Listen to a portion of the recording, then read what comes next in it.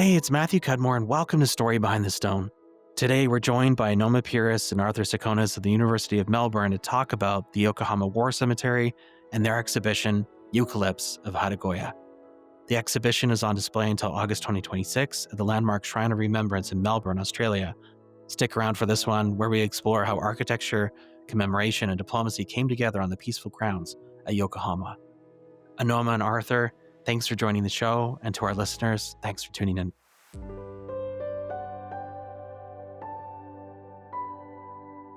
Hello and welcome to Story Behind the Stone, a show where we talk service, sacrifice, and story. We're joined today all the way from Australia, Arthur and Anoma. It's wonderful to chat with you today about your inspiring exhibition at the National Shrine of Remembrance in Melbourne, Australia. Thank you so much for coming on the show today. We'd love to learn more about what's going on down there. Just to explain what this is about, it's the exhibition that opened on August 15th, the 80th anniversary of the end of the Pacific War, or War in the Pacific. And this was really important for Australia because much of our fighting was in this theater in the Southern Pacific. And the focus on Yokohama was important because it was Australian designers who created the cemeteries in these places after the war. And this is important for me from the Melbourne School of Design because some of the architects who designed these cemeteries were from our architecture faculty. It's fascinating to think about the links all the way back to the end of the war. We're sitting in 2025. Can you set the stage for us a little bit? The war is ending. What is going on in Australia? What is going on in Japan? And what are the different stakeholders at play? The War Graves Commission was looking towards the end of the war, about a year out of before it, and had started to make plans that what would happen when the war does finally end, and the requirement for the number of cemeteries that would be needed throughout the region. And it was quite stretched by that stage because he had a lot of attention to do with Europe and also Southeast Asia. So it approached the Australian War Graves Service, which operates under the same command and control structure that the British had, approached its commander, Athol Brown, to set up an Australian agency based out of Melbourne, similar to what they had set up previously in Canada and South Africa, to take the responsibility to design and build all these war cemeteries in this Pacific area, which includes New Guinea, includes Borneo, and also included Yokohama in Japan. So, and that's to do with the fact that Australia had a very strong organisation of War Graves Service units that had been prepared and were stationed across Australia, and had started following the battles as they ended across the Pacific as the island hopping was continuing. It's fascinating to think about what was going on in 1945. We're sitting here in 2025, 80 years ago. War in the Pacific is ending. Who are the players involved, and what are they dealing with? A year prior to 1945, the War Graves Commission in London had started preparing for the need for all these war cemeteries to be created in the region once the fighting had ended.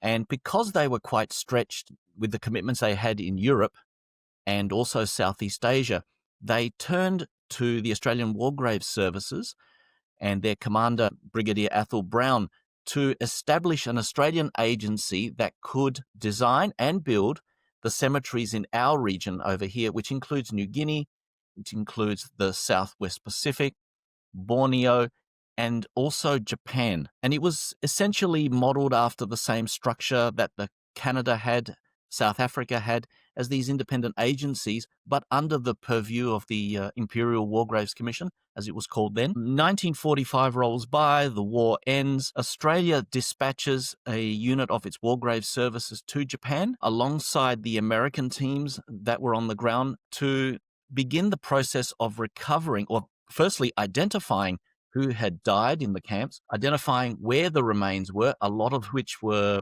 cremated and were found being held under the care in temples across Japan, and to collect them and build a whole series of temporary war cemeteries from the north all the way to the south to consolidate the remains before any decision was made as to what would be their permanent burial sites. And I guess in a way, this was the time when America made the decision that all its remains would have to be repatriated back home, with the choice of either reinterring them in Manila or Hawaii or back to the mainland. And Australia had to, as it was responsible for all the Commonwealth War dead, it was under instructions that they must create a permanent site in Japan.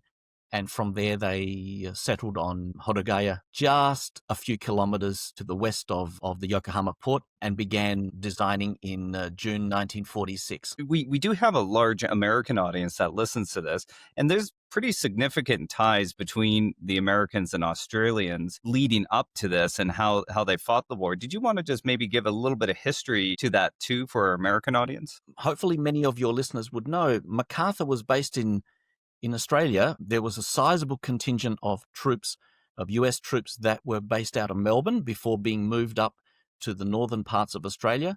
MacArthur's office ended up in Brisbane, where he conducted a lot of the war that was involved with the island hopping across the archipelago. Australian troops effectively would come under the command of the US forces' decisions in where they would conduct their war, because they were also fighting alongside in places like New Guinea and some of the islands. And I think this carried on soon after the war ended, because the Australian War Graves Services would have to work with a lot of their American counterparts, not only in those islands, but also in mainland Japan.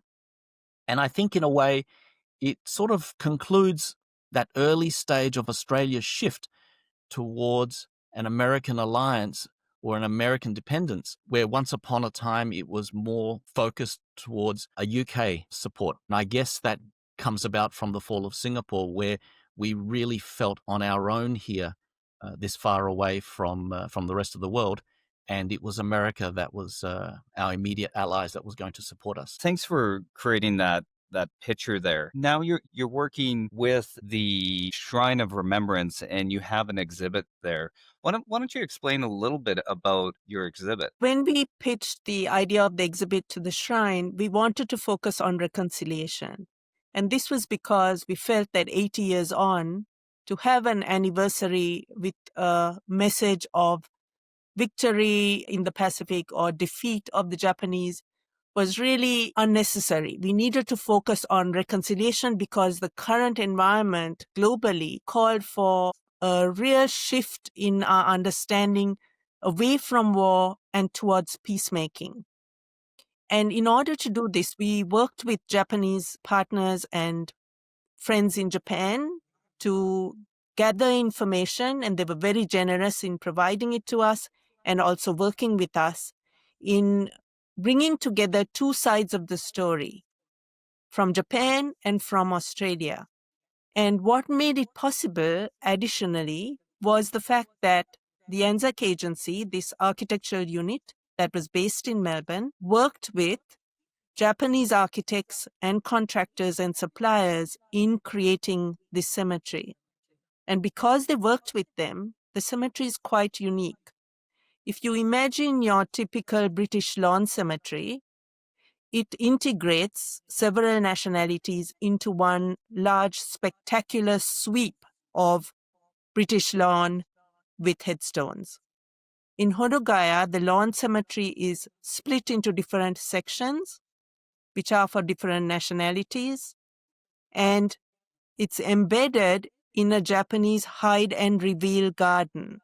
And what that means is that you discover the different sections incrementally as you move through a wooded landscape. Now, this was possible because they selected a mature parkland with large trees, and they kept everything in place. Unlike in many other cemeteries where they flattened the topography in order to create space for cemeteries, these architects kept the undulating hills and worked with the site. And this is what is unique about Hodogaya. Have you had the chance to visit the site? Oh, yes, we've been several times. And we also went to Japan in 2023 to scope our idea of an exhibition. And we are also hoping to take the exhibition to Japan in April next year and hold it in Yokohama at the Yokohama Archives of History Museum. And we worked with this, with people in Japan with this idea even before we pitched it to the shrine. What is the most interesting thing that you've learned about the cemetery or a part of the cemetery that is just a really special thing for you? When we first went to scope this project, we had already looked at the archival records that were in London and also in Australia, and we had seen the maps and plans that were drawn by the Anzac Agency architects. And we noticed that there were features in it that we had not noticed in the cemetery before. And when we went there, we began to search for these features, and among them was a curved bridge, a soribashi bridge, which is your typical, if you think about Japanese gardens, you think about those curved arched bridges. And there was a pool in the drawings, and these had been introduced by the Australian architects. When we went to search for them, we walked through the cemetery and we went with the groundskeepers through the undergrowth and through the thicket and discovered that they had been buried and kind of lost. And this was because they had thought it was a residual feature of the previous park. So here you have an interesting contradiction, because the Australians had been influenced by Japanese design and begun to integrate Japanese features into the cemetery. And these features included the introduction of different types of stone. Now, typically in cemeteries, there is either one or two types of stone for the memorial and the headstones. But in the Hodogaya cemetery, there are almost 9 types of different stones, and the stones are used for particular purposes that are meaningful in Japanese culture. And this is really another element that the Australians worked with the Japanese architects to introduce into the cemetery. Again, there are details like the transom above the records building is part of the funereal architecture you find in Japan. And as we began to see these features and then also recognize the Japanese trees and plants that were in the cemetery, as well as the introduction of trees from these other nations as representative features, we noticed the towering eucalypts. So if you think about the eucalyptus tree, it's a kind of unruly tree. It grows very tall and then it sort of goes off in all directions. And because of that distinctiveness, everywhere in the cemetery, you see these trees kind of hovering over the cemetery and telling you about the Australian involvement. When you're thinking of your exhibit and what you've created with it, what is your hope the impact is on the public? We hope that in the first place, Yokohama, I would say, is less known to the Australian public because it's not part of the colonial journeys that they did between Australia and the UK. Whereas, say, Sri Lanka or Singapore are very familiar. Australians would have traveled to these places, and those places would have had a level of English that allowed them to navigate the geography and get to the cemeteries. Japan was a little more difficult for Australians, and so it was a place that was relatively unknown. The hostilities took some time during the war crimes trials, especially the Tokyo trials. These hostilities continued to simmer in the Australian public, and so there was a reluctance perhaps to go to Japan in the same way. And because of this, introducing this cemetery to Australians, familiarizing it, but also familiarizing it to the Japanese audience is important. Because for them, they see it just as a recreational park, which is a cemetery for foreigners. But we want to tell them that Japanese were involved in its creation and they were advancing this process of reconciliation at a time when the diplomatic relations had not resumed. This is really important for us. Over the decades, how have public perspectives changed on the site? In terms of how it is used at the moment, it's usually for anniversaries and kind of diplomatic posturing, really. If you think about it, how are these cemeteries used?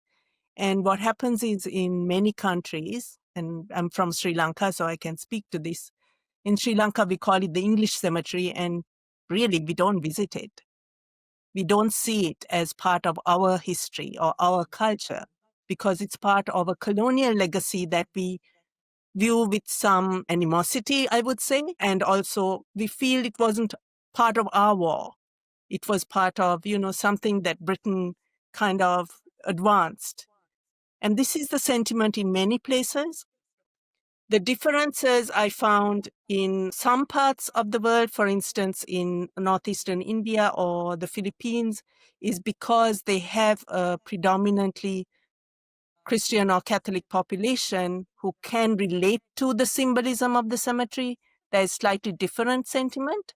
But you can imagine that in a Buddhist or Muslim or Hindu nation, these cemeteries don't have the same resonance. Now, in terms of Yokohama, maintaining the cemetery was part of the San Francisco Peace Treaty. And so it was something they were compelled to create and maintain. Because of that, there is an added emphasis on the cemetery in Yokohama. But locals see it really as a park, a place that you go to, which has a sad history, but it's a history that doesn't affect them. I'm trying to picture the relationships that are developing, different countries, different individuals, different backgrounds coming together to really make this cemetery happen. From a timeline perspective, it was post 1945, if I recall. It's about a 5-year period. Was it all togetherness? Was it all happy collaboration? Were there any points of contention? No, I don't think there was any real contention in that sense. I believe the collaboration actually worked quite smoothly, and this has a lot to do with the professionalism of the Japanese architects and contractors. And in a way, it's important to actually highlight them because that'll give you a sense of how professional and how dedicated they were to this project. The two Japanese architects, the original Japanese architect was Yoji Kasajima, who had studied at one of the prestigious universities in Tokyo, Nihon University, and was familiar with the Frank Lloyd Wright use of stone because he actually taught for a while after graduating at a Frank Lloyd Wright designed school building. And I believe found common cause with the Australian architects who similarly were of the same age. They all had served in the forces, and they found some common connection through architecture, especially modern architecture. The same applies to the Japanese-American architect, Michael Iwanaga, who has a most interesting story. Raised in Washington State, he graduates from the University of Washington, top of his class. He was a contemporary. His classmate was A. Quincy Jones, the famous Californian architect. Iwanaga is awarded a gold medal from the American Institute of Architects for his level of design excellence as a student, but is unable to find work in those late 1930s in the US. And I guess part of the discrimination that was happening at the same time. So he, like a lot of others, I believe, went to Japan to look for work and began a career there and found himself stuck in Japan when war breaks out and is forcibly conscripted. And he's one of the fortunate ones to have survived the fighting because he was in, I believe, the 18th Division that served through Manchuria into the Malaya campaign and then on to Burma, where they were when the surrender came through. Similarly, Michael is introduced to the Australian team through the office of General Douglas MacArthur's Allied Supreme Command. In fact, he's introduced by this very important American missionary, Paul Rush, who was working for MacArthur at the time. And again, Michael collaborates with the Australians and he gives them insight into a lot of the funereal and cultural and social practices that Japan had when dealing with the dead. And the Australians took this on board and began to create this work very sensitively. The contractor, Yabashi Mabu, was the preeminent stone contractor in Japan who was appointed to build the cemetery. And few people know this story.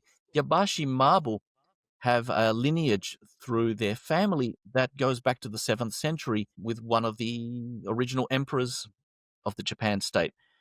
They were the interior stone contractors for Japan's National Diet Building, which is their parliament, before the war broke out. And they came on board and they sensitively built all the structures. And more importantly for us, their descendant who now runs Yabashi Mabu was able to come and help us identify a lot of the stone a few years back and provide us some of the material and a lot of the information to build this story. And I believe that from the very beginning, we've had a lot of wonderful collaboration with our Japanese colleagues and partners over there. And I believe the same happened with the Australian team back in the late 1940s, early 1950s as they were building it. So one important innovation in this exhibition is there is a bilingual component. So we have the labels all with QR codes that allows you to read them in Japanese. And the main text is also translated into Japanese.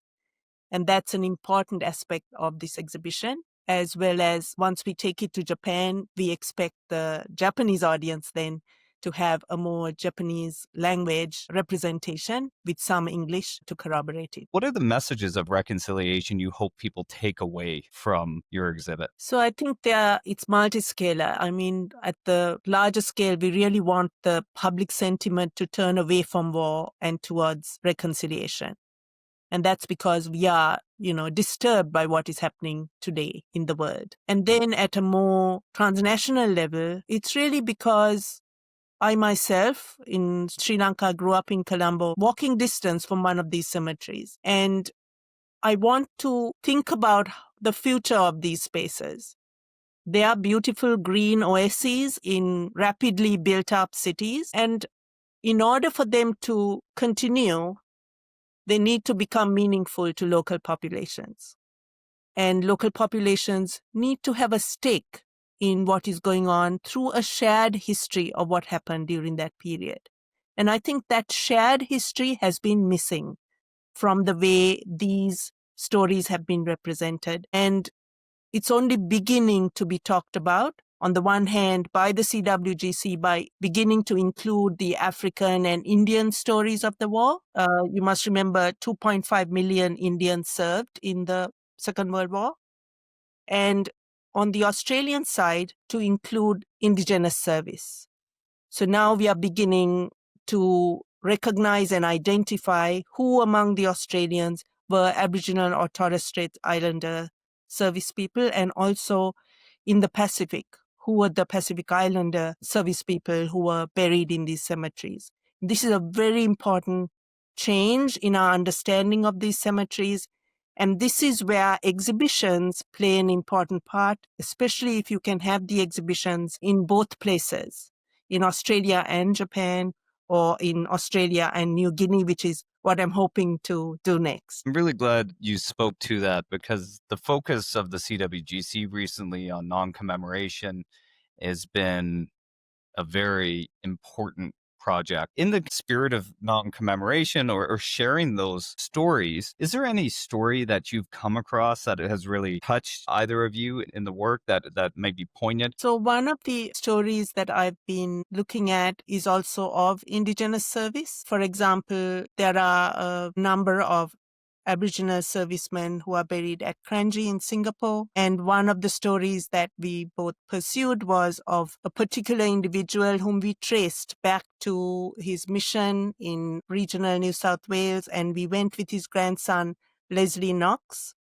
to trace his story through, why he enlisted, his journey to enlist at a time when he was not even regarded as a citizen in Australia, and then being sent to Singapore, captured, imprisoned in the infamous Changi prisoner of war camp, and then finally dying there. And then his family not really knowing where he is or not being able to visit his grave, and the tensions that causes in Indigenous communities because they can't bring the remains back to country for the soul release. And it's not my story to tell or to speak to, but these are the kinds of stories that I think are the underlying layer that we still need to explore and understand, because unlike the Americans, because you can't repatriate these remains, or at the time, that was not the policy, it creates in particular cultures, in the families, a real lasting kind of trauma. And it's sort of something that hasn't really been talked about or written about, and we need to bring it to the surface to understand what we need to do for reparation. I appreciate you, sharing that. You can imagine from a family's perspective, the trauma of losing a loved one, but then having that extra layer of it around those cultural needs too. And I think sharing those stories and, like you said, running exhibits and talking about it, that story and sharing, just witnessing is important, and that listening is important. This is why I appreciate the work that you're doing and bringing these exhibits to the public. I'll turn to you, Arthur, for a second. Did you have a story or anything in particular that really resonated with you as well? One of the stories that jumped out at me when we were looking at Yokohama was the story of the sole female that's buried at Yokohama in the Australian section, Lorraine Gleeson, who happened to be a stewardess on the SS Nankin that was captured in the Indian Ocean and brought to Japan, where she was interred. And we found that from that association, there were quite a few people buried at the cemetery from the same ship.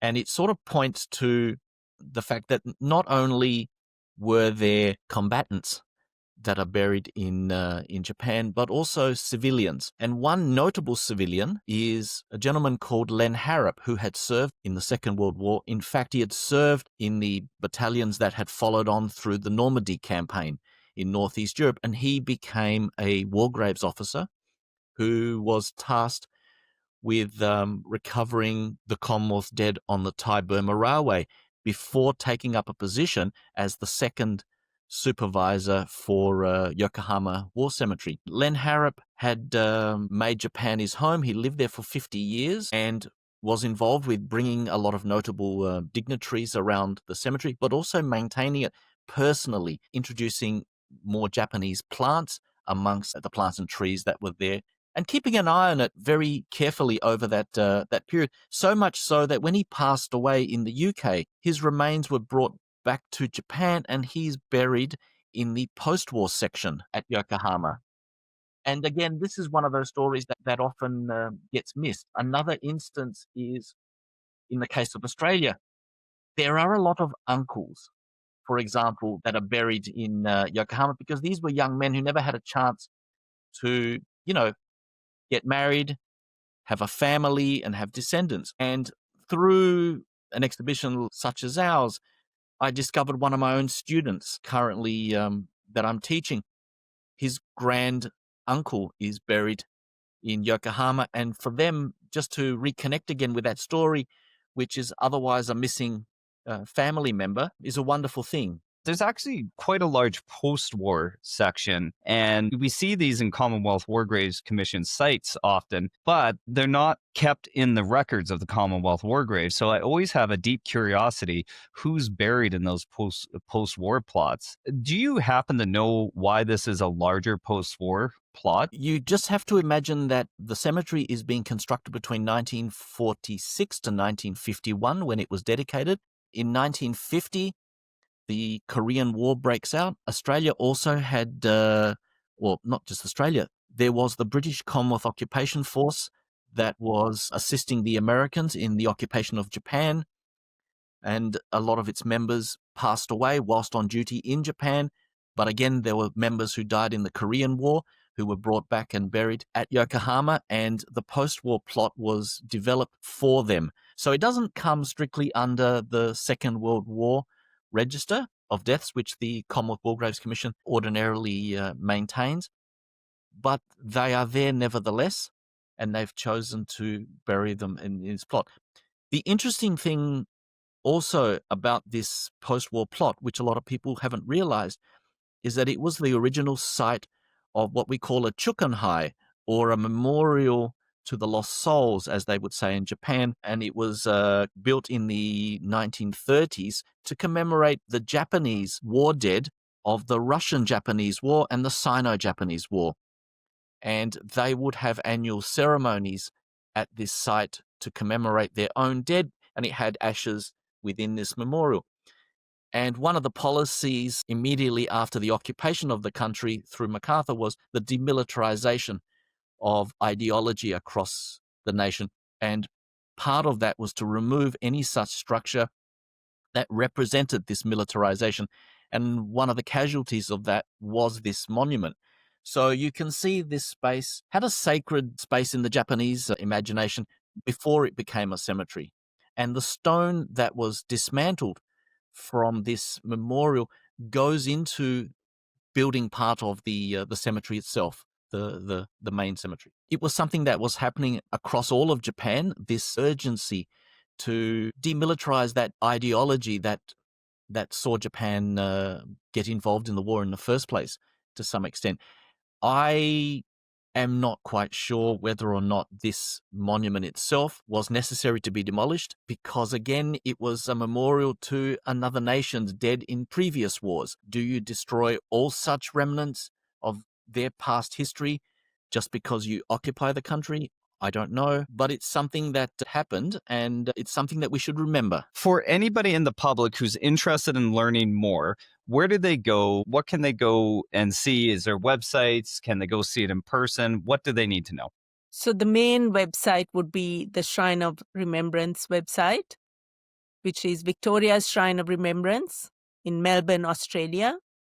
And the name of the exhibition is Eucalypts of Hodogaya. And that has other material like articles that we have recently published in the media, as well as another podcast and any other related events. There was also a video that was developed for the exhibition that includes, well, it's an audio-visual portion of the exhibition, which includes light over a large model of the site. The video itself runs for about 7 minutes. It gives a very good account of the history of Yokohama War Cemetery. And I believe that the video has been shared with the Commonwealth War Graves Commission, who will be promoting it on their social media pages. And in the exhibition, you will see the drawings, the plans, the sketches that were made by the architects, and objects that were collected from the families, the descendants of these architects from all over the world and from archives in the US, in Japan, in London, and also in Australia.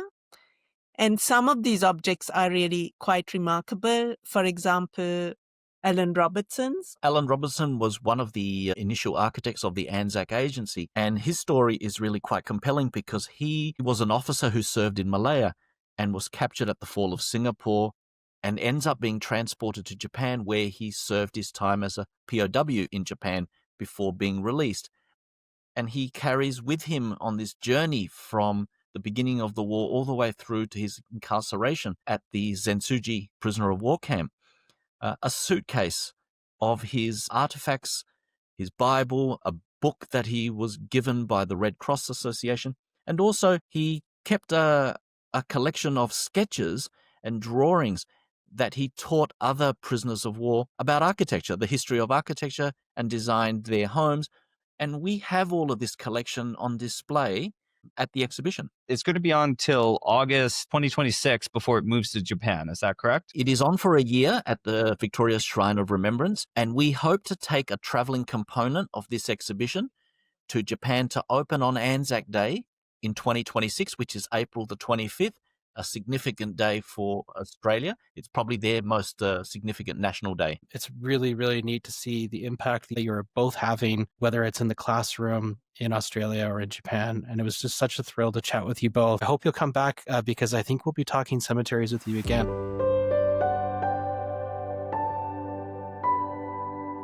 Thanks so much for tuning in. Story Behind the Stone is available on Apple Podcasts, on Spotify, and on the Wreaths Across America radio network, on iHeartRadio, Audacity, and TuneIn. Just search for Wreath. We air every Thursday at 10 a.m. Eastern on the Wreaths Across Radio Network. Thank you for tuning in.